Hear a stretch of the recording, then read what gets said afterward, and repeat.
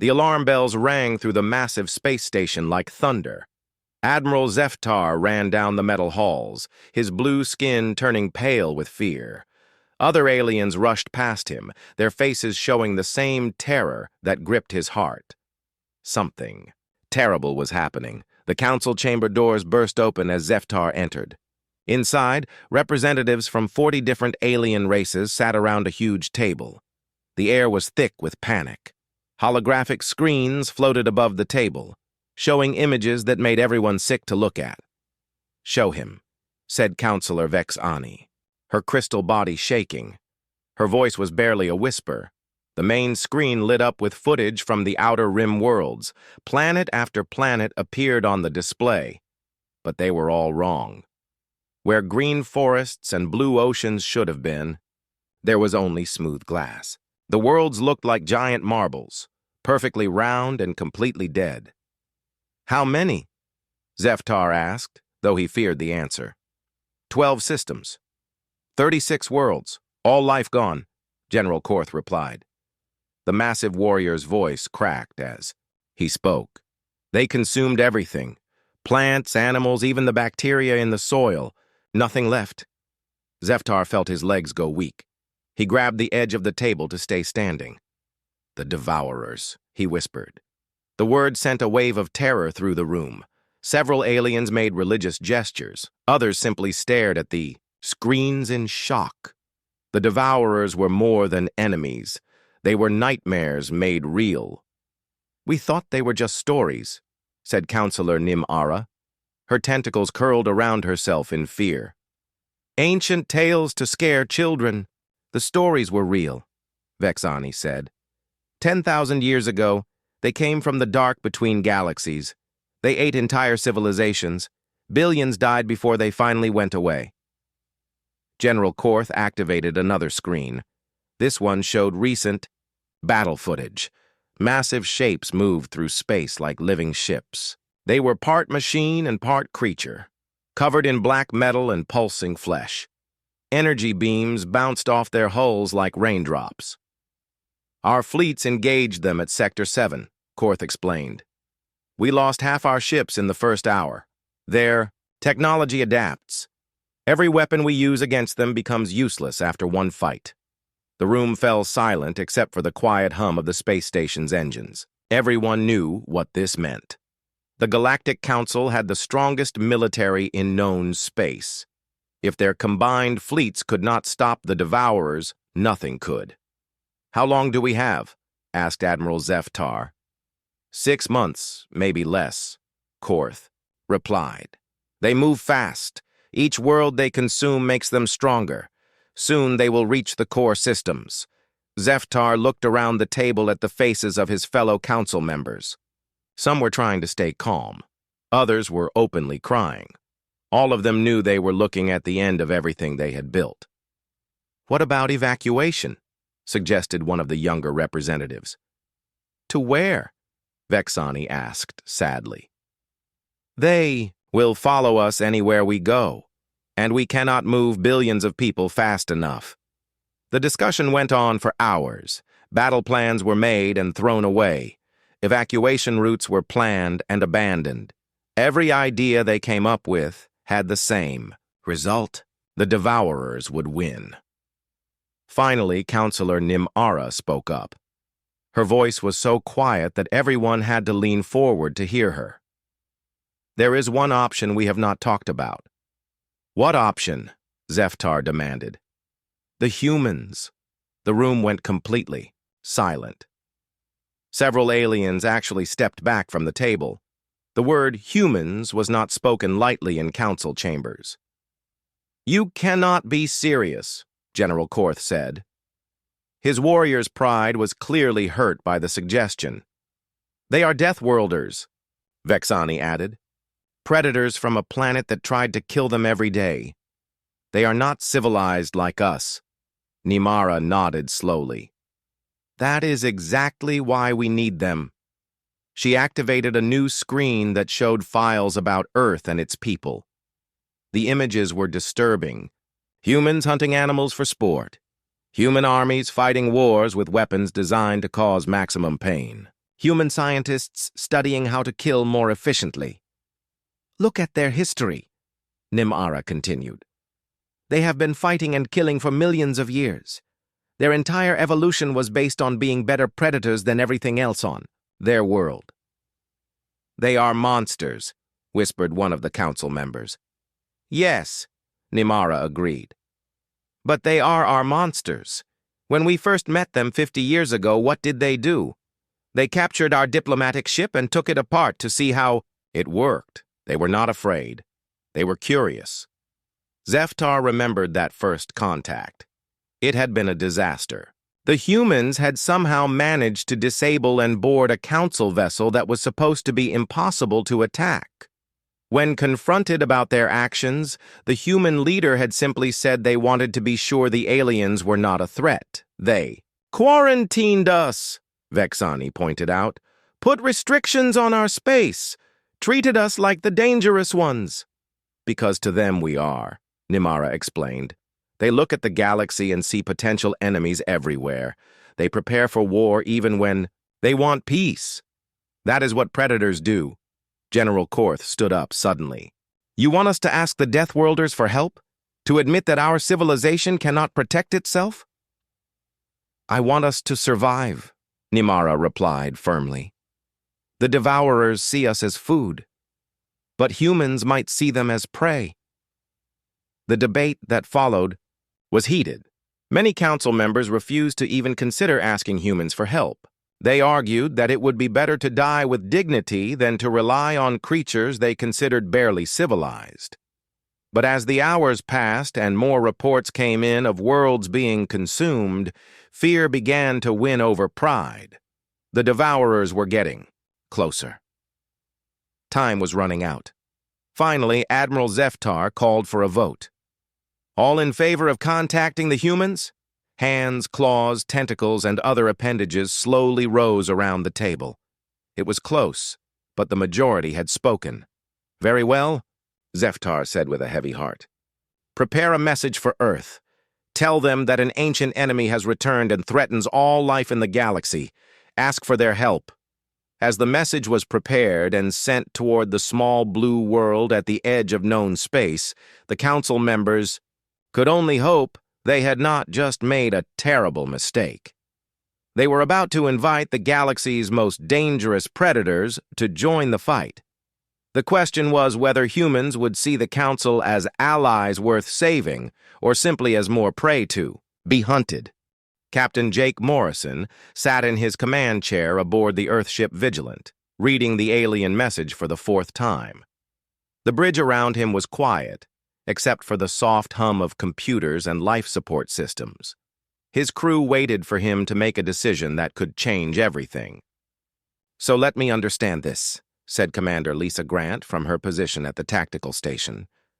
The same aliens who have been treating us like wild animals for 50 years now want our help with their monster problem. Morrison nodded slowly. He remembered the stories from First Contact. The aliens had been shocked when humans captured one of their ships. They called humans Deathworlders and set up barriers to keep Earth isolated from the rest of the galaxy. Now those same aliens were begging for help. Must be pretty bad if they are coming to us, said Chief Engineer Carlos Mendez with a smile. What kind of trouble could scare beings with technology 1,000 years ahead of ours? Morrison looked at the attached files that came with the message. The images showed dead worlds turned to glass. Battle recordings showed massive creatures that seemed part machine and part living thing. The aliens called them Devourers, and they were heading toward the heart of galactic civilization. Dr. Helen Price, what do you think? Morrison asked. The ship's science officer, Dr. Price, studied the data on her screen. Based on their information, these Devourers are essentially a swarm intelligence. They consume biological matter and convert it into more of themselves. Very dangerous, but everything has weaknesses. Everything bleeds if you cut it right, added Master Sergeant Tony Chen, the leader of the ship's marine unit. The question is whether we want to help the same aliens who locked us away like dangerous pets. Morrison understood his crew's anger. For 50 years, Earth had been quarantined. Human ships were not allowed into alien space. Human technology was considered too primitive and humans too violent to join galactic society. The aliens had made it clear that they saw humans as barely civilized predators. But Morrison also understood opportunity when he saw it. Signal Earth. Command, he ordered. Tell them we are accepting the contract, and send a reply to the Galactic Council. Tell them we are coming, but we do this our way. The message sent to Earth was simple. The aliens needed help with something they could not handle alone. This was humanity's chance to show what they could really do. Within hours, the response came back from Earth Defense Command. Operation Dark Hunt is approved. All available Hunter Corps units are being deployed. 3 weeks later, the human fleet arrived at the edge of Council space. It was not the small force the aliens had expected. Instead, 24 ships materialized from hyperspace like shadows becoming solid. The vessels were painted black and built for war. No bright colors or peaceful symbols, just efficient killing machines. The lead ship was the Vigilant, followed by ships with names like Reaper, Shadow Strike, and Death's Edge. Each one carried elite troops trained specifically for fighting enemies that conventional forces could not handle. They were called the Hunter Corps, and they had been preparing for this day since first contact. Admiral Zeftar met the human fleet at the border station. He was nervous as he watched the dark ships approach. The humans had not requested permission to enter Council space. They simply announced they were coming, and did it. When Captain Morrison stepped off the shuttle, Zeftar was surprised by how normal he looked. Morrison was average height with brown hair and pale blue eyes. He could have been any human from the files, but there was something in the way he moved that reminded Zeftar of a hunting cat. "Admiral," Morrison said with a simple nod, "we got your message." "Captain Morrison, thank you for coming," Zeftar replied, trying to hide his fear.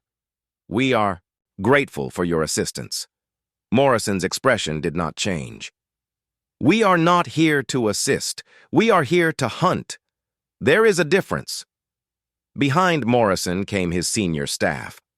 Commander Grant moved like a soldier, her eyes constantly scanning for threats. Dr. Price carried scientific equipment but also wore body armor. Master Sergeant Chen and his Marines looked like they were ready for war to break out at any moment. "Perhaps we should discuss the situation," Zeftar suggested. "Show us everything," Morrison said. "Battle recordings, tactical data, casualty reports, all of it." They moved to the station's main briefing room. Morrison and his people took seats around the table while alien officers presented their information. The humans listened without emotion as the aliens described the horror of fighting the Devourers. "We have tried every weapon we have, General," Korth explained. "Energy beams, kinetic projectiles, biological warfare, cyber attacks. Nothing works for more than one battle. They adapt too quickly." "That is your first mistake," Master Sergeant Chen interrupted. "You are fighting them like you would fight other aliens. These things are not aliens. They are parasites." Dr. Price studied the battle recordings with professional interest. Fascinating biological adaptation. But look at their feeding patterns. They need specific materials to maintain their biomechanical systems.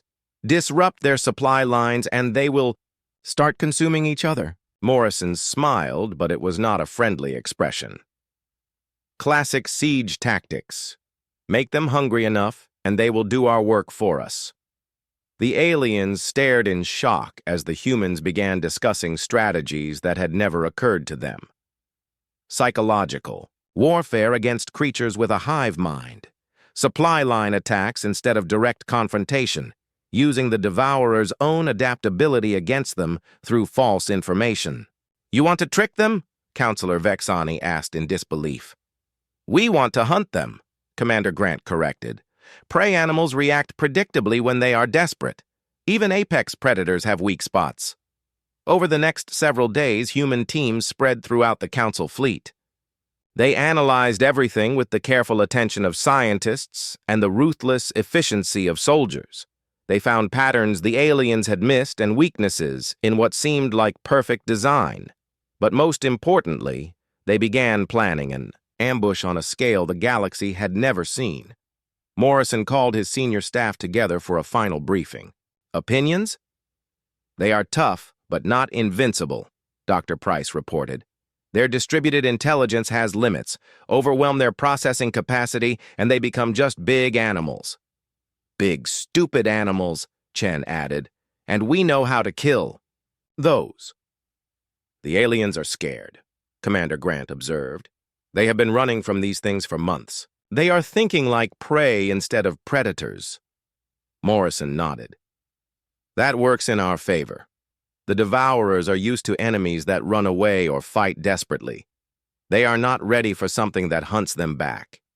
He activated the tactical display showing the 3-star systems where they would make their stand. Operation Shadowfall begins in 72 hours. Remember, we are not trying to defeat them in open battle. We are going to make them chase us into a killing ground. As the briefing ended, Morrison looked out the window at the alien ships around them. The Council fleet was impressive, but it was built for exploration and peaceful contact. The human ships were built for one purpose, to find things that needed killing and kill them efficiently. Sir, Commander Grant said quietly, do you think they understand what they have asked us to do? Morrison watched an alien crew working on their ship's hull. They moved carefully, taking time to avoid damaging anything. Human repair crews would have had the work done in half the time. They understand that they are going to die if someone does not save them, Morrison replied. They do not understand that we are going to save them by becoming something worse than what is hunting them. He turned away from the window. Signal the fleet. All ships prepare for departure. Time to remind the galaxy why humans are the thing that goes bump in the night. The joint briefing took place aboard the Council flagship Harmony's Light. Admiral Zeftar watched nervously as human soldiers in black armor filed into the meeting room. Their movements were silent and precise, like hunting cats stalking prey. Captain Morrison entered last, his cold blue eyes scanning the assembled alien commanders. "Show us everything," Morrison said without any greeting. "Battle recordings, tactical analyses, casualty reports, failed countermeasures, all of it." Admiral Zeftar activated the holographic display system. The air above the table filled with images of the Devourers in action.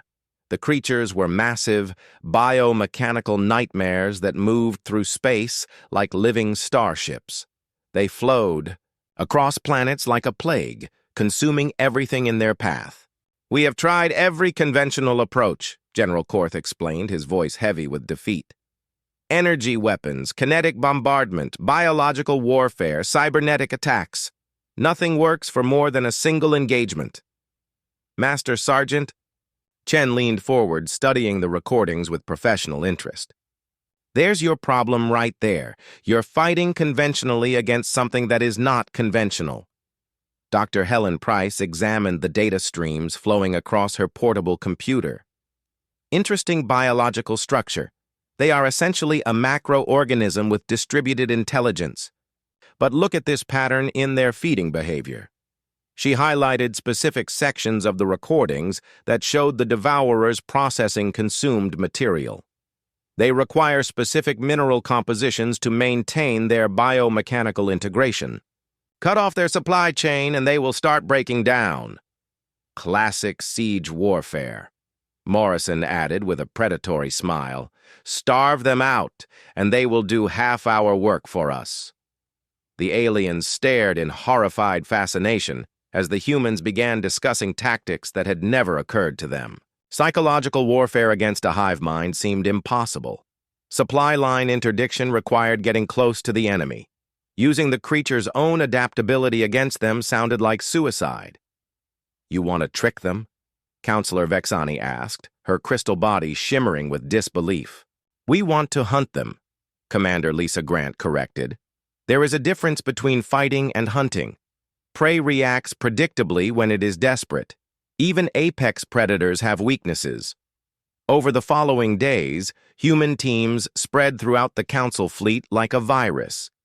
They analyzed everything with the thoroughness of scientists and the ruthlessness of professional killers. They studied weapon systems, ship designs, communication protocols, and tactical doctrines. But most importantly, they studied the aliens themselves. Morrison found Admiral Zeftar on the observation deck, staring out at the stars. The alien commander looked tired and defeated. His blue skin had lost its healthy color, and his movements were slow with exhaustion. "Admiral," Morrison said, joining him at the window. "Captain, are you satisfied with what you have learned about our enemy?" Morrison was quiet for a moment. "The Devourers are dangerous, but they are not our main concern." Zeftar turned to look at him in confusion. "What do you mean?" "Your people," Morrison said simply. "You have been running from these things for months. You are thinking like prey animals instead of predators. That is why you keep losing." "We are not predators," Zeftar replied with some dignity. "We are civilized beings who prefer peace to violence." Morrison nodded. "I know. That is why you need us." In the ship's main briefing room, Dr. Price was explaining her analysis to a mixed group of human and alien officers. The aliens listened with growing unease as she described the Devourer's biology and behavior patterns. "The key weakness is their distributed intelligence system," she explained. "They share information instantly across their entire network, but that same system can be used against them if we feed them false data. How do we do that without them?" "Detecting the deception?" asked one of the alien scientists. Master Sergeant Chen grinned. "The same way you fool any predator. You make them think they are hunting you while you are actually hunting them." He activated a tactical display showing a three-dimensional map of local space. "We are going to make them chase us through a carefully prepared killing field. Every time they adapt to one of our tactics, we will have 3 more ready to use." The alien officers looked skeptical. Their military doctrine was based on straightforward confrontation between equal forces. The human approach seemed chaotic and unpredictable. "What if they do not follow your plan?" General Korth asked. "Then we adapt," Commander Grant replied. "The difference between us and you is that we expect our plans to fail. We always have backup plans for our backup plans." Meanwhile, in the ID ship's engineering sections, human technicians worked alongside alien engineers to modify existing systems. They were not just improving weapons or defenses. They were turning the entire fleet into a sophisticated trap. Chief Engineer Carlos Mendez explained the modifications to his alien counterpart. "We are installing false sensor readings into your detection systems. When the Devourers scan your ships, they will see what we want them to see, not what is actually there." "Is that not dishonest?" the alien engineer asked. Mendez paused in his work to stare at the alien. "We are trying to kill them before they kill us. Honesty is not part of the equation." As the modifications continued, Morrison called his senior staff together for a private meeting. The room was secured against alien surveillance systems, allowing them to speak freely. "Assessments," Morrison said simply. "The aliens are good people, but they are not warriors," Chen reported. "They have weapons and training, but they do not have the killer instinct. They will follow orders, but they will hesitate at critical moments." Dr. Price nodded in agreement. "Their entire civilization is based on cooperation and peaceful coexistence. Violence is completely alien to their nature, if you will excuse the expression." "That works in our favor," Commander Grant added. "The Devourers are used to fighting enemies that react predictably. They have never faced an opponent that thinks like we do." Morrison studied the tactical displays, showing the 3-star systems where they would make their stand. Each system had been carefully chosen for specific advantages. Asteroid fields for cover, nebulae for concealment, gravity wells for tactical leverage. "The aliens want us to save their civilization," Morrison said quietly. "They do not understand that we are going to do it by becoming something worse than what is hunting them." "Are you concerned about that?" "Doctor," Price asked. Morrison was quiet for a long moment. We are predators pretending to be civilized. They are civilized beings trying to learn how to be predators. The question is whether we can teach them to kill before the devourers kill them. 3 days later, the modified fleet departed for the Kepler Nebula. The alien ships looked the same from the outside, but inside they had been transformed into instruments of deception and death. Hidden weapon systems waited behind false bulkheads. Sensor arrays broadcasted carefully crafted lies. Communication systems carried codes that would turn the devourer's own adaptability against them.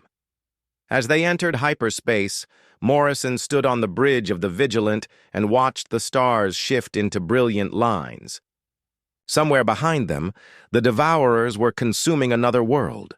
Soon, they would detect the fleet's passage and begin their pursuit. "Sir," Commander Grant said from her station, "long-range sensors are detecting movement in the outer systems. It looks like our bait is working." Morrison smiled, but it was not a pleasant expression. "Signal the fleet. Operation Shadowfall is now active. All units proceed to Phase 1 positions." The hunt was about to begin, and for the first time in 10,000 years, the devourers were going to learn what it felt like to be prey. Captain Morrison stood on the bridge of the Vigilant as his ships played a deadly game of cat and mouse with the devourer swarm. On the main screen, distant explosions lit up the darkness of space like deadly fireworks. His fleet was scattered across 3 star systems, each group following carefully planned routes through the cosmic hunting ground they had prepared. "Hunter Group 3 reports successful strike on supply convoy," Commander Grant announced from her tactical station. "Enemy response time was 47 seconds. They are getting faster." Morrison nodded. The plan was working exactly as designed. For 6 weeks, human vessels had been appearing and disappearing like ghosts, striking at resource-gathering operations and supply lines before vanishing into the cosmic dark. Each attack was precisely calculated to make the devourers more aggressive and less careful. "Bait taken," reported Lieutenant Danny Cooper from Communications. "Lead elements are pursuing Hunter Group 3 toward the Kepler Nebula. Estimated arrival in 4 hours." The beauty of the human strategy lay in its psychological warfare component. Dr. Price had spent weeks studying the devourers' collective intelligence, learning how they processed information and made decisions. By presenting them with attacks that seemed random but actually followed a subtle pattern, the humans were slowly training the swarm to respond exactly as they wanted. "It's like conditioning a laboratory animal," Dr. Price explained to Admiral Zeftar, who was observing from the Vigilance bridge. "Show them the same stimulus enough times, and they will start reacting automatically." Zeftar watched the tactical display with growing unease. "But what if they realize what you are doing?" "Then, we change the pattern," Morrison replied simply. "The key is to always stay 1 step ahead of their adaptation cycle."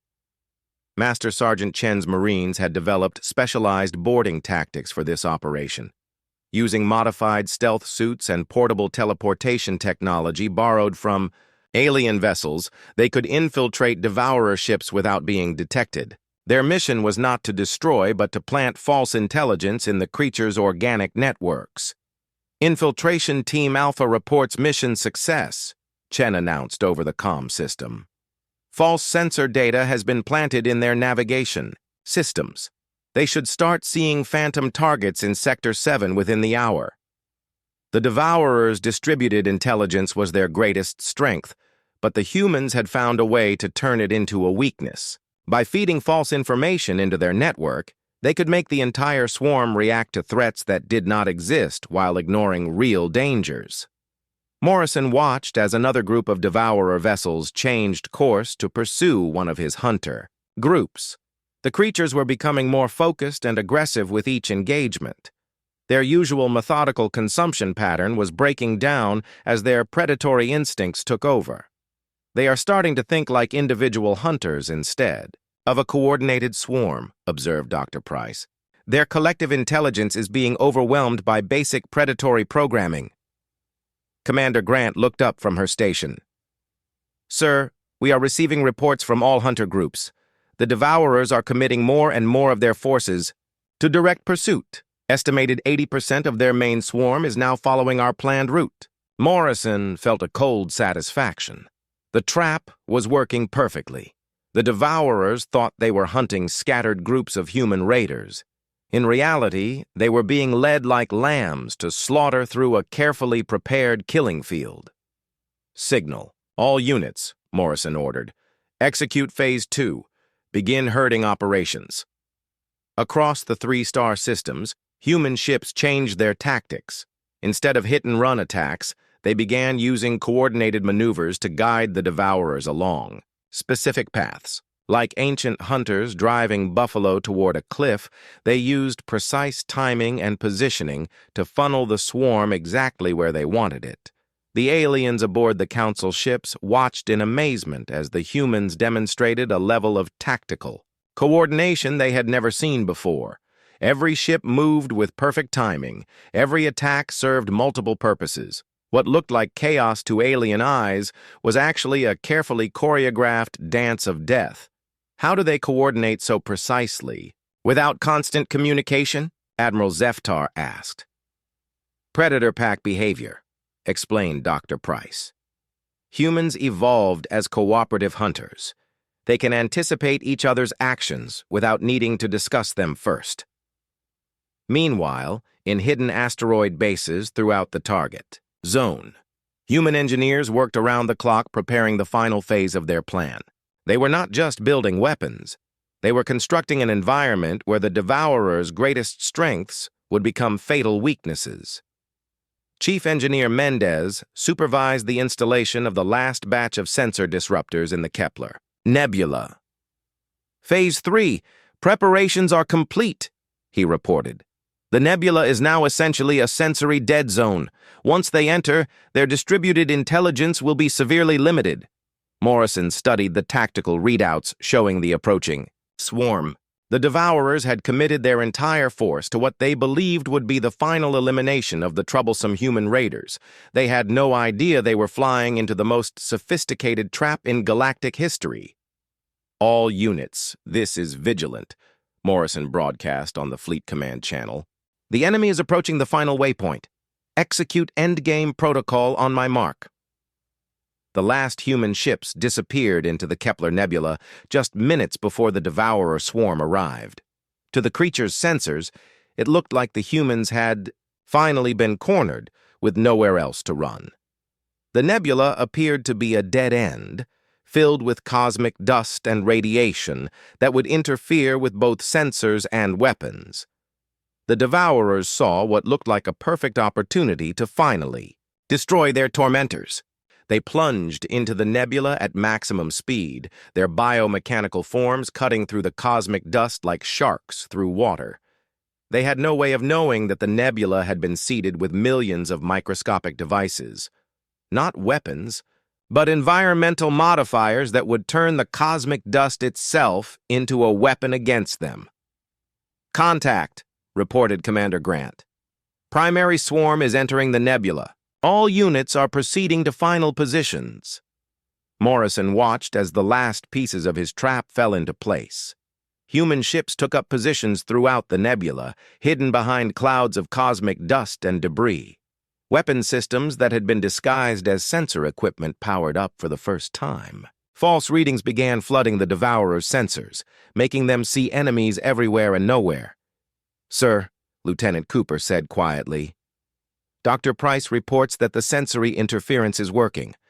The Devourer's collective intelligence is breaking down into individual units. Morrison nodded grimly. The psychological conditioning was complete. The mighty Devourers, terror of the galaxy for 10,000 years, were about to discover what it felt like to be hunted by something worse than themselves. Signal the fleet, Morrison ordered. All units, weapons free. Begin the harvest.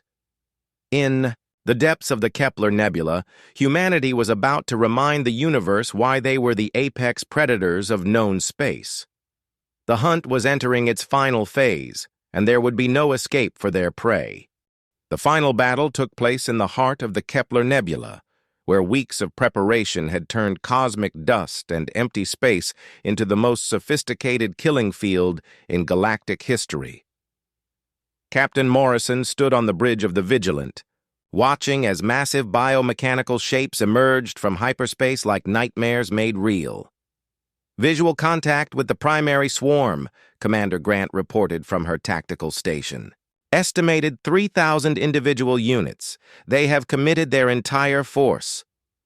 Morrison felt a cold satisfaction as he watched the Devourers pour into the nebula. The creatures moved with the confidence of apex predators who had never known fear. They thought they were cornering wounded prey. They had no idea they were swimming into the jaws of something far more dangerous than themselves. "Initiate Protocol 7, Morrison ordered calmly. Across the nebula, hidden transmitters activated. Simultaneously, they began broadcasting on specific frequencies that Dr. Price had identified as causing interference in the Devourer's organic networks. The signals were not strong enough to cause physical damage, but they degraded the creature's collective intelligence by approximately 15%.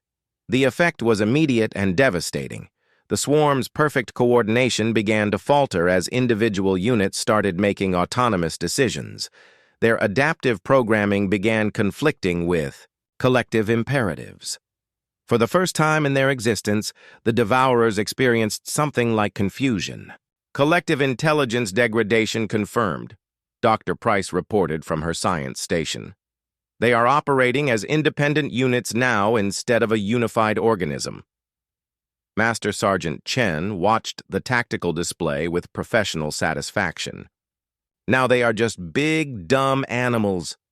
Time to put them down." What followed was not a battle in any traditional sense. It was a systematic hunt conducted by the most efficient predators the galaxy had ever produced. Human ships emerged from concealment throughout the nebula, not to engage in honorable combat, but to exploit every weakness that months of preparation had revealed.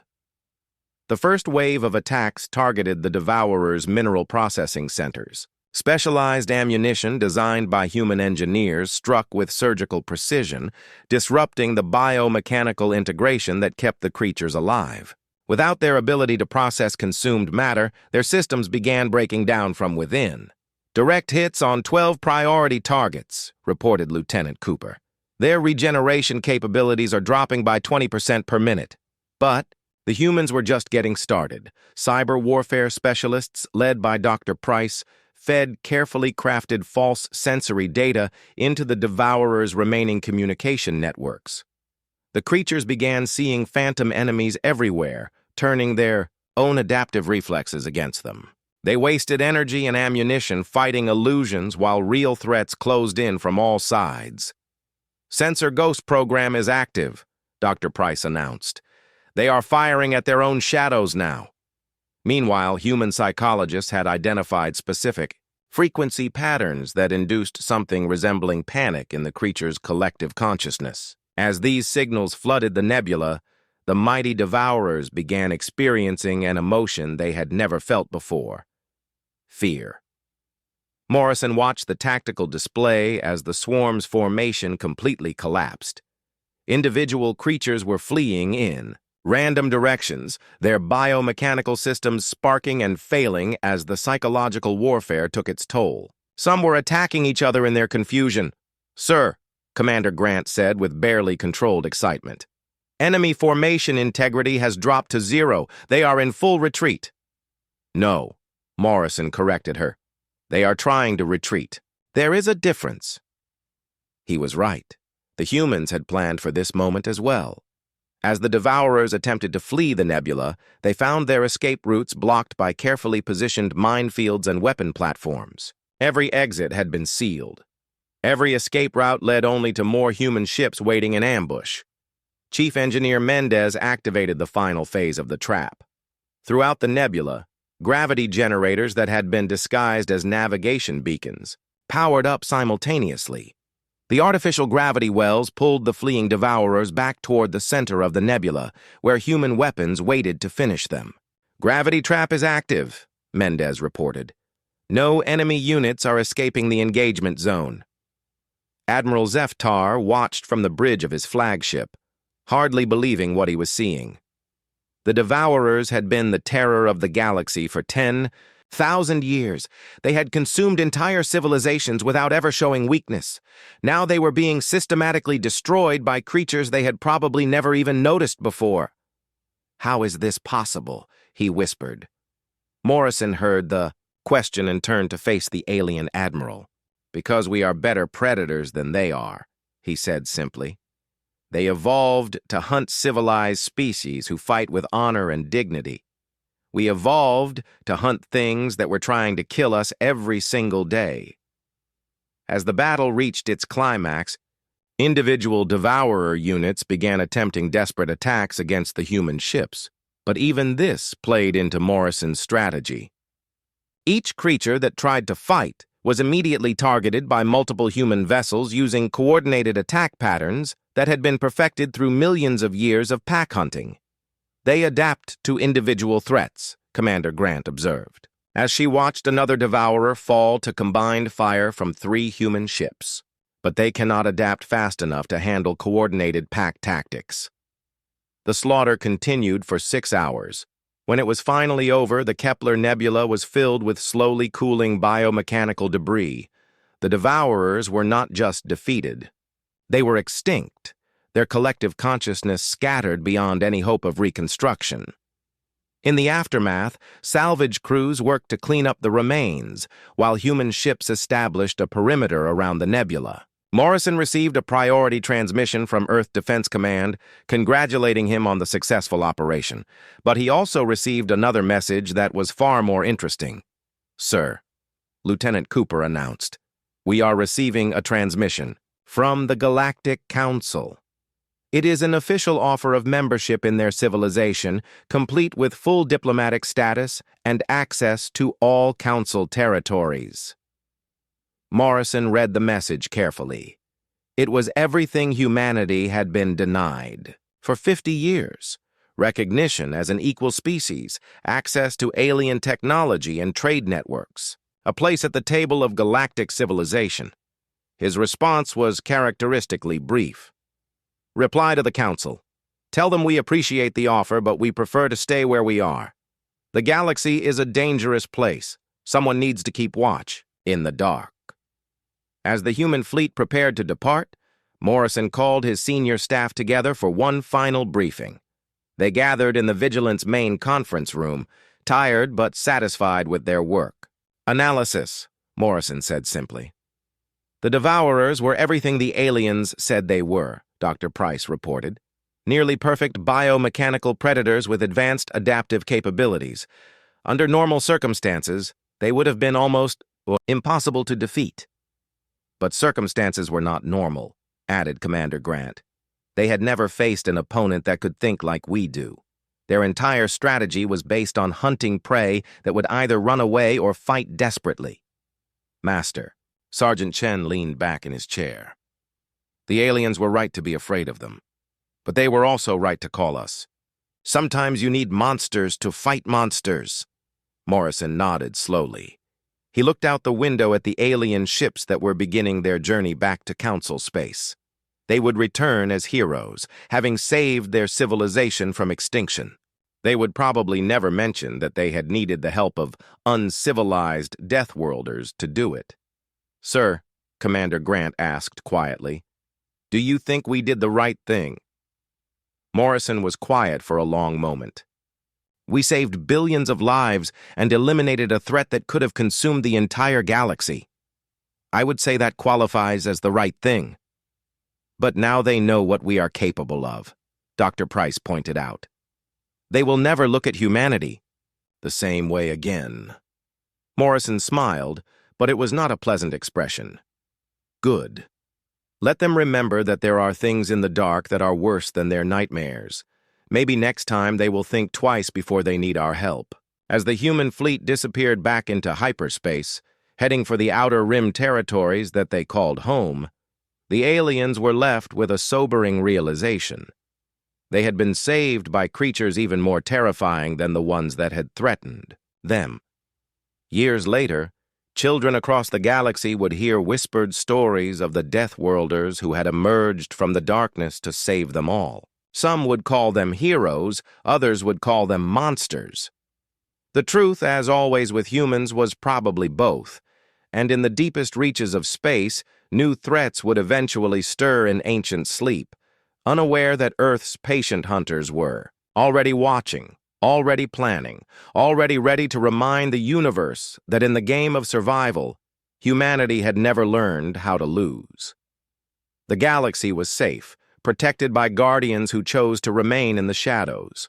The hunters had returned to their vigil in the dark, waiting for the next time someone would need to learn the difference between being civilized and being alive.